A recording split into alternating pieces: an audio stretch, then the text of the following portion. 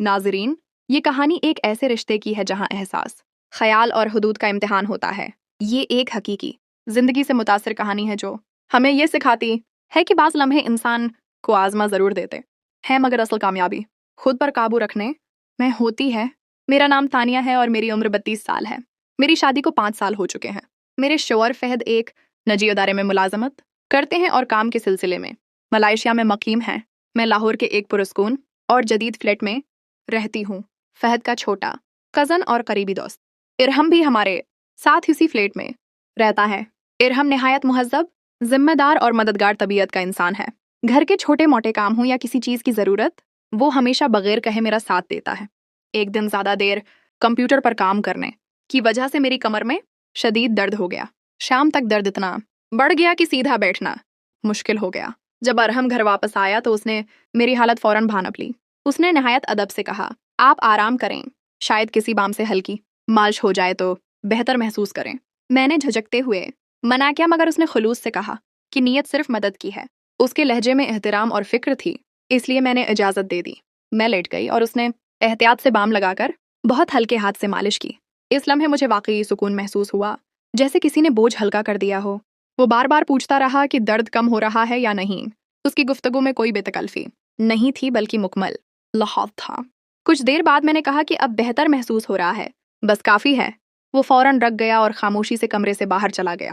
اس رات مجھے عجیب سا اطمینان تھا، شاید اس لیے کہ برسوں بعد کسی نے بے لوث ہو کر میری تکلیف سمجھی تھی۔ اگلی صبح میں ہلکا پھلکا اور تازہ دم محسوس کر رہی تھی۔ میں نے سادہ مگر خوبصورت لباس پہنا اور ناشتہ تیار کرنے لگی۔ دل نہ جانے کیوں خوش تھا۔ ارہم نیچے آیا تو اس نے مسکرا کر خیریت پوچھی اور کہا کہ آج آپ پہلے سے بہتر لگ رہی ہیں۔ ہم دونوں نے عام سی گفتگو کے ساتھ ناشتہ کیا۔ اس کے بعد وہ دفتر چلا گیا اور میں گھر کے کاموں میں مصروف ہو گئی۔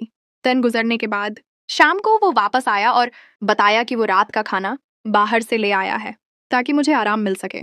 ہم نے ساتھ بیٹھ کر کھانا کھایا اور روزمرہ باتیں کرتے رہے۔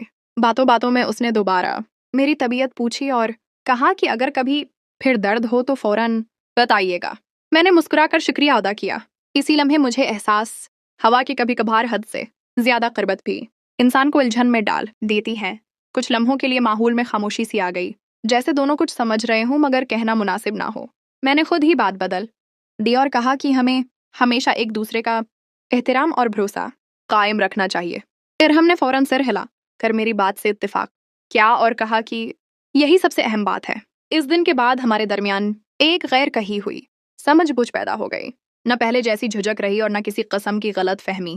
ہم دونوں نے یہ سیکھ لیا کہ خلوص کے ساتھ ساتھ حدود کا خیال رکھنا بھی ضروری ہے۔ وقت گزرتا گیا اور فہد بھی کچھ عرصے بعد واپس آ گئے۔ زندگی اپنی معمول کی رفتار سے چلتی رہی، مگر وہ لمحہ میرے لیے ایک سبق بن گیا کہ انسان کو اپنے جذبات پر قابو رکھنا آنا چاہیے۔